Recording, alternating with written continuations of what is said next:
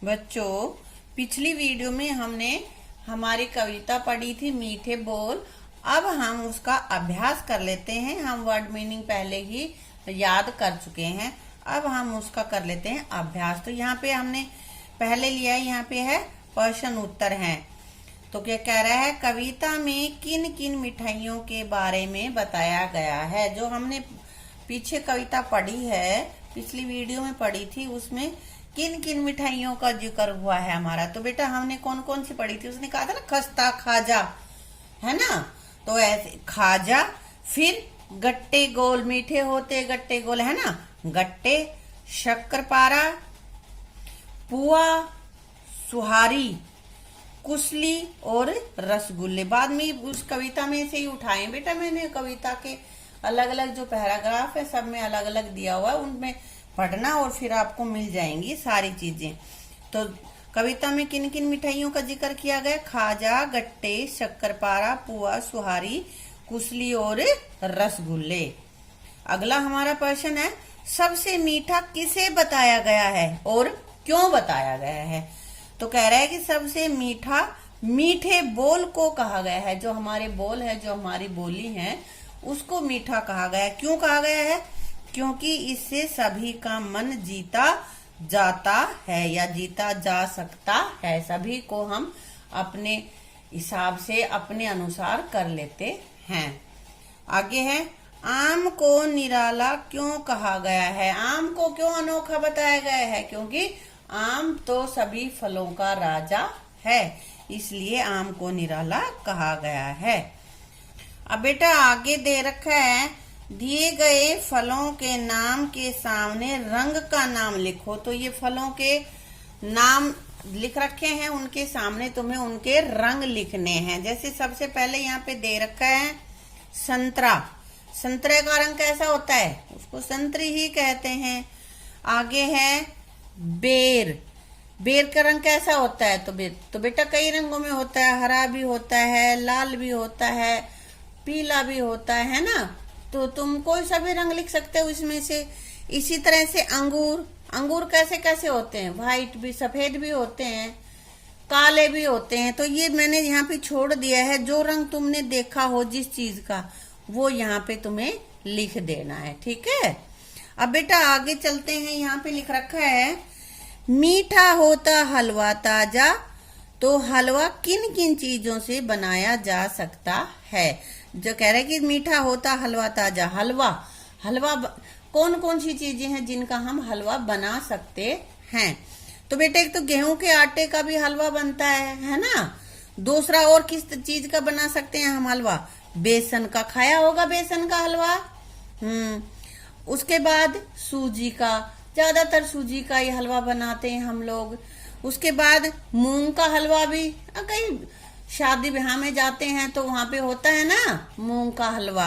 हाँ, अब आगे है बेटा, मीठे होते गन्ने गोल। गन्ने से क्या क्या चीजें बनती हैं, कि जो गन्ना होता है मीठा, उससे क्या क्या चीजें बनती हैं। क्या बनता है, चीनी, गुड़, है ना, शक्कर, खांड, है ना बेटा। ऐसी बहुत सारी और भी चीजें बनती है। और क्या क्या बनते हैं, जो भी तुम्हें पता है वो लिख सकते हो तुम, ठीक है। अब बेटा आगे है हमारे पास, मीठा होता खस्ता खाजा। ये व्याकरण का पोर्शन आ गया अब हमारा।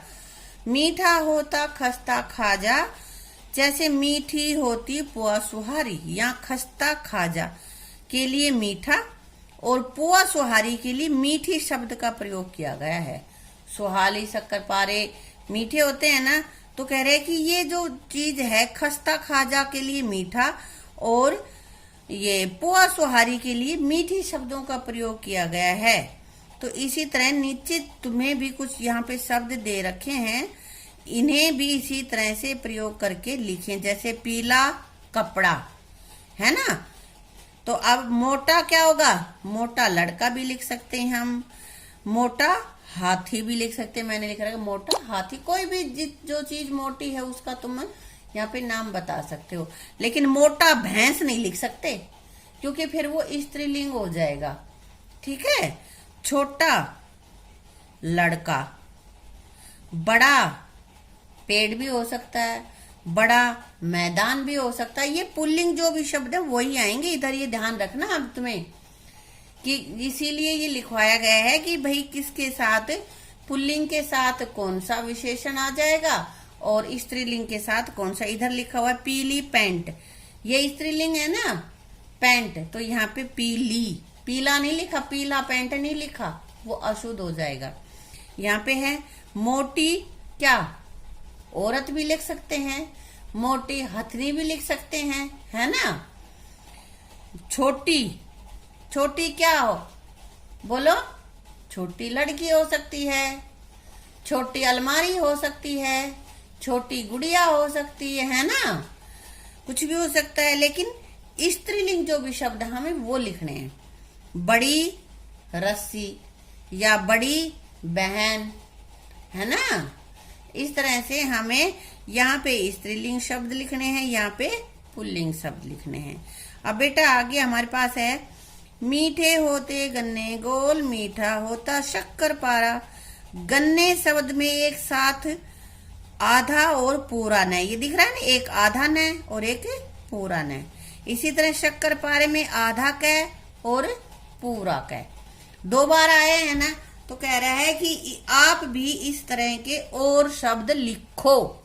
और शब्द हमें लिखने हैं तो ऐसे ही जिसमें दो अक्षर, एक अक्षर दो बार आया हो, एक बार आधा आया हो और दूसरी बार पूरा आया हो। तो हमने यहाँ पे लिख दिया टक्कर, हो गया ना, टक्कर। शक्कर भी लिख सकते हैं हम, उसमें भी आधा क्या आता है। उस 56, 6 फिर आधा पे फिर पूरा पे और फिर न, 56। सन्नाटा, न और न दो बार हो गया ना, सन्नाटा। ले डे डोए ऊ, लड्डू, कुछ भी लिख सकते हैं, लट्टू भी लिख सकते हैं। ऐसे ये जरूरी नहीं है कि यही शब्द जो मैंने लिखे हैं तुम वही लिखोगे, इनके अलावा भी बहुत सारे और भी शब्द होते हैं, तुम उनको भी लिख सकते हो।